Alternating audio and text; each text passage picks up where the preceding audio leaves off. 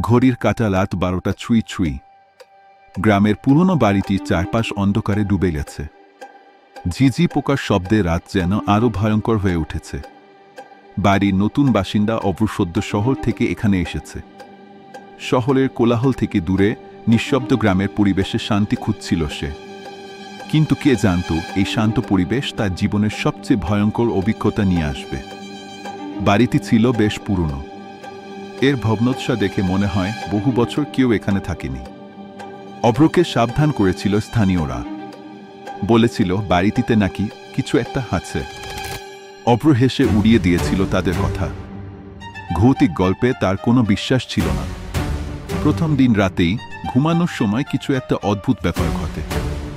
অভ্র অনুভব করে ঘরের জানালার বাইরে কেউ দাঁড়িয়ে আছে। সে পর্দা সরিয়ে বাইরে তাকায়। অন্ধকারে কিছুই দেখা যায় না। হালকা বাতাসে গাছের ডালগুলো দুলছে। অভ্র তা নিয়ে আর ভাবল না।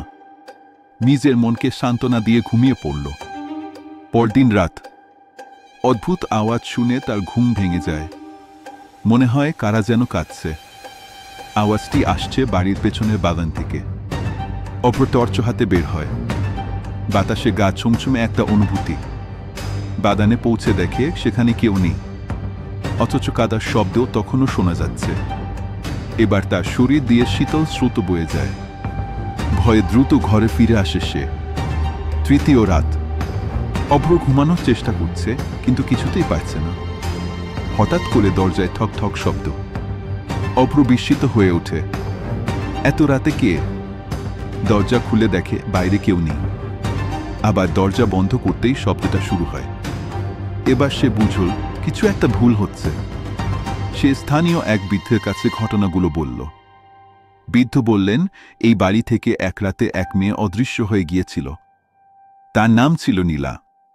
তার মরদেহ কখনো পাওয়া যায়নি, কিন্তু আজও তার আত্মা এই বাড়িতে ঘুরে বেড়ায়।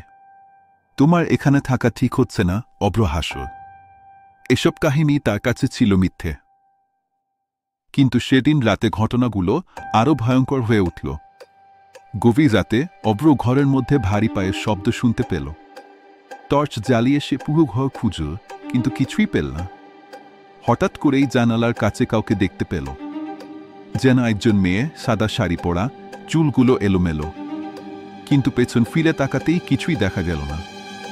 ভয়ে দৌড়ে সে ঘর থেকে বেরিয়ে এলো। কিন্তু দরজার বাইরে দাঁড়িয়ে সেই মেয়েটি। এবার অভ্র চিৎকার করে উঠল। মেয়েটি বলল, তুমি কেন আমার বাড়িতে এসেছ? চলে যাও, না হলে তুমি আমিও এখানেই থেকে যাব চিরদিনের জন্য। অভ্র আর কিছু ভাবতে পারল না। সে পেছন ফিরে দৌড়াতে লাগল। পায়ের নিচে মাটি নরম হয়ে যাচ্ছে। তার মনে হলো মেয়েটির ছায়া তাকে অনুসরণ করছে। কোনো রকমে গ্রামের রাস্তায় এসে পড়ল সে। পরদিন সকালে অভ্র আর বাড়িতে ফেরেনি। সেই বাড়ি আজও ফাঁকা পড়ে আছে। স্থানীয়রা বলে নীলা এখনও সেখানে অপেক্ষা করছে, তাকে বিরক্ত করার পরবর্তী শিকার খুঁজে বের করার জন্য।